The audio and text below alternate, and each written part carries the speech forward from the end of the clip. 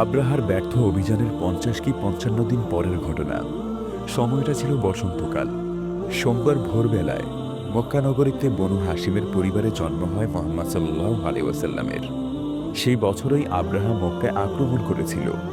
আরবিতে হাতিকে বলে ফিল। হস্তি বাহিনীর আক্রমণের ঘটনার কারণে বছরটি পরিচিত হয় আমুল ফিল বা হস্তি বছর নামে। নবী সাল্লাল্লাহু আলাইহি ওয়াসাল্লামের জন্মের সময় ধাত্রীর কাজ আঞ্জাম দেন আব্দুর রহমান ইবনু আউফ রাদিয়াল্লাহু তাআলা আনহু এর মা শিফা বিনতু আমর।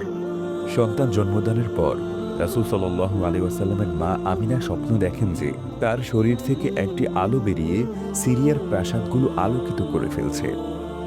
নাতি জন্মের খবর পেয়ে আনন্দে উদ্বেলিত হন আব্দুল মুত্তালিব। নবজাতককে কাবায় নিয়ে আল্লাহ তাআলার শুকরিয়া ও কৃতজ্ঞতা জ্ঞাপন করেন এবং তার অনুগ্রহ প্রার্থনা করেন। আব্দুল মুত্তালিবের ধারণা তার নাতি একদিন অনেক বড় হবে, খুবই প্রশংসিত হবে। তাই তিনি তার নাম রাখেন মুহাম্মদ, অর্থ প্রশংসিত। আরবের সংস্কৃতি অনুযায়ী সপ্তম দিনে তিনি শিশু মুহাম্মাদের আকিকা করেন, চুল মুন্ডন করেন এবং খাতনা করেন। এরপর মক্কাবাসীদের নিমন্ত্রণ করে বেশ জমজমাট এক ভোজের আয়োজন করেন। মুহাম্মদ সাল্লাল্লাহু আলাইহি ওয়াসাল্লামকে তার বাবার দাসী উম্মু আইমান দেখাশোনা করতেন। তিনি আবিসিনিয়ার অধিবাসী ছিলেন। তার আসল নাম ছিল বারাকা। আল্লাহ তাআলা তাকে অনেক নিয়ামত ও অনুগ্রহ দান করেছেন।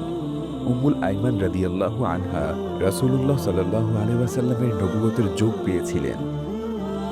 আসমানের আয়োজন দুনিয়ার আবেশে আসমানের আয়োজনে।